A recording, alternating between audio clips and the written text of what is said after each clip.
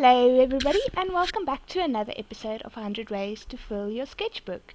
I am super happy with how these 5 turned out, except the first one. I think I should have done a bit more, but that's fine. And yeah, I just wanted to take a moment and thank everybody that went and watched my sketchbook tour number 5 and left all the likes and comments. That made me really happy, so thank you so much for that. And if you guys could please subscribe to my channel if you want to. And yeah, so for the first one for our 100 ways, today is 5. My brain doesn't work. I decided to do rock monsters because I've done these little guys before in my sketchbook, and I really liked how they turned out, so I decided to do them for the ways to fill your sketchbook. Basically, all you do is you draw tiny little stones and rocks and give them little caricature eyes and mouths and whatevers, and I think they come out really cute. I mean, it's like little troll monsters. I used markers, and the markers I used are, I don't have them in front of me right now, but I think Faber-Castell. I think so. I'm not sure. I could be wrong. But yeah, that's the markers I used. And then I used gouache for the painting of the one on the side, the big one. There's not really a lot to say about this first one. I still think I should have painted all of them instead of just the 2 on the side. But I'm really happy with how they turned out, and I hope you guys like them.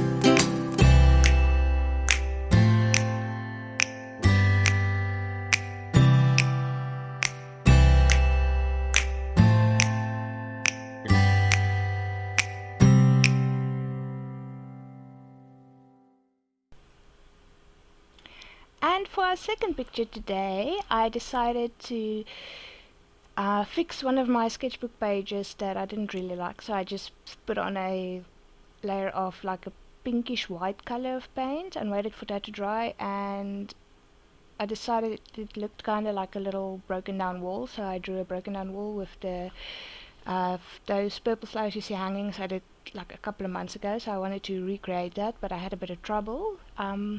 And the style is really something I haven't done a lot of.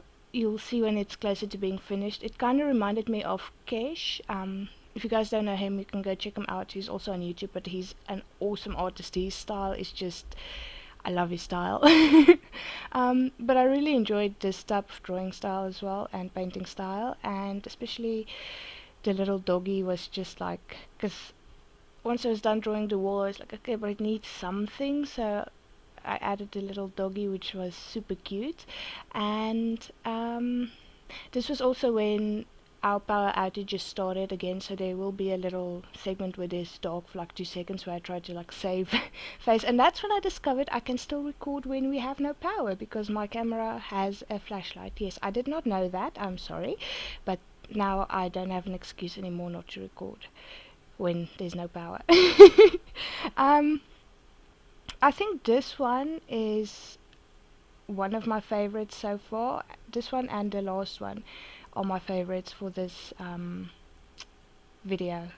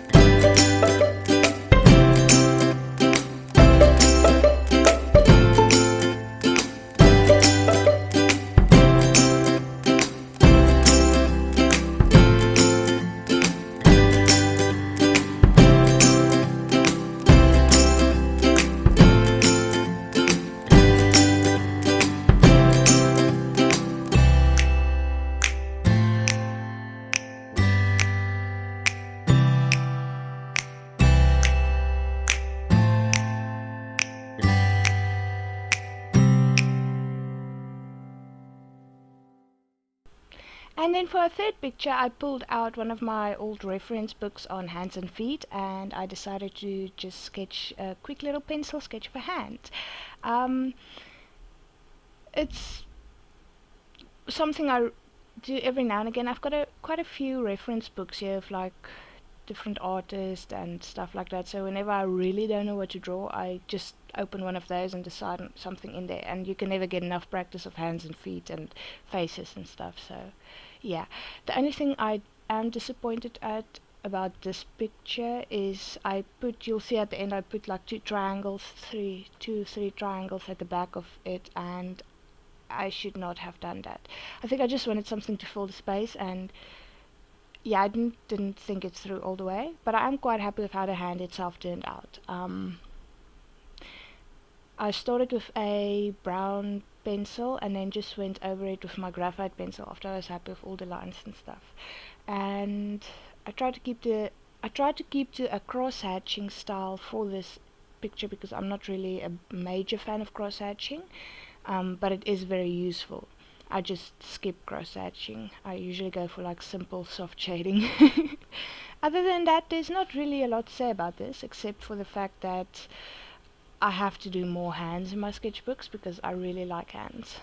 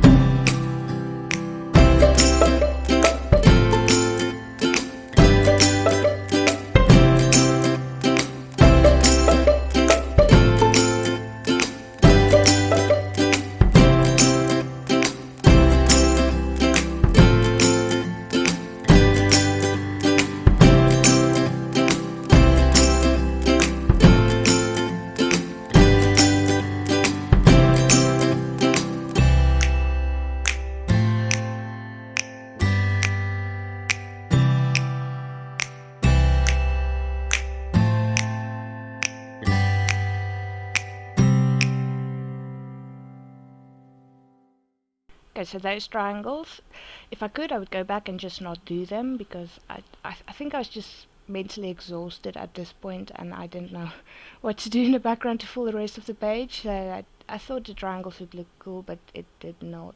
So yeah, don't do the triangles, do something else. Or you can do the triangles, just make them actually good looking, I suppose.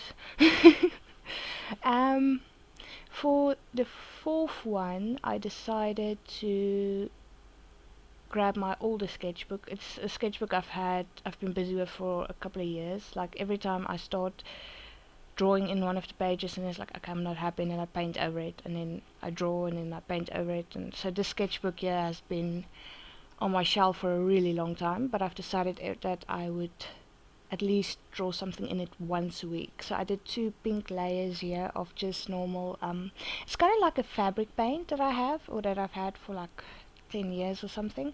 It's paint I never use, so I decided I might as well use them in my sketchbooks as a kind of a backdrop. It's almost like a blush pink. I did 2 layers of that, and then I took out my gouache and decided to do something a bit fun, something I wouldn't normally do. And my tiny human absolutely adores blueberries, so I decided to do a page of almost pattern type thing, but just blueberries. But I didn't want it to follow in a certain pattern, so I just splattered blueberries. I don't know what to call this. It's just blueberries everywhere on a pink backdrop. It's a really relaxing thing to do if you don't want to do something too ingewikkeld, something too, what do you call that word now in English? It's complicated. Yes. So this is just kind of keeping it simple and having something nice to look at in your sketchbook. But I think I'm going to do more fruits and stuff like this because I really, really like how this looks. It looks really cute.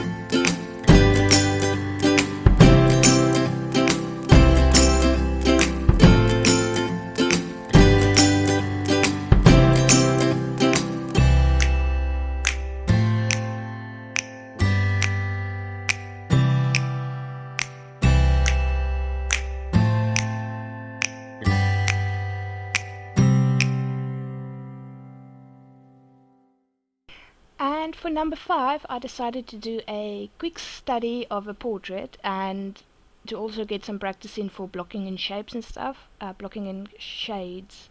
Like with the oil painting, when you paint, you kind of block in where your shadows and your light and everything's going to be without really planning, and then at the end you go back and kind of smooth it out. I don't know, I think I'm not that good at oils yet. I am practicing with my oils. Um, but I used gouache here, and the main reason I'm doing this specific one is because I haven't really figured out how to do skin tones perfectly yet, so this is kind of just like a quick practice session. So you pick any type of portrait. It can be a family member, it can be some face you found in a magazine or whatever, and just paint it. Try and figure out how you want your skin tones to look. Yeah, yeah. This took me probably around an hour and a half to do, because I decided I wouldn't take too much time to it, because I just wanted to do a quick study. And I'm not super happy with how it turned out, but I am happy with how it turned out. It is a bit of a practice session, and I want to do more of them, and a couple of self-portraits again, because it does help with your portraiture and stuff, and I want to get better at my portraits. And I am busy with the 100 faces challenge, but I'm not doing it in 10 days, because no, I won't be able to finish it in 10 days. Whenever I try a challenge, I have to kind of do it in my own time if I want it to be done. So I should probably be busy for a really long time with that, because I want to do each phase in kind of like either gouache or oil or something. I want to practice my detail and everything. So there's that. Yeah, but all in all, I had fun with these little sketches in my sketchbook. It was definitely, I tried to do something I wouldn't normally do in most of them, and this face is definitely something I wouldn't normally do, because usually when I draw a face in my sketchbook, I try and keep it like super tiny, super compressed, so that if I lose detail, it doesn't really matter. And this was like a 4, I think. So for me, that's big for a portrait. I hope you guys enjoyed this video. If you did, please consider subscribing to my channel and liking the video. And I hope to see you guys in the next one. And again, thank you for the people that watched sketchbook number 5 tour. If you haven't seen it, feel free to go check it out. It is on my channel, and I will upload again soon, as soon as I can. Bye!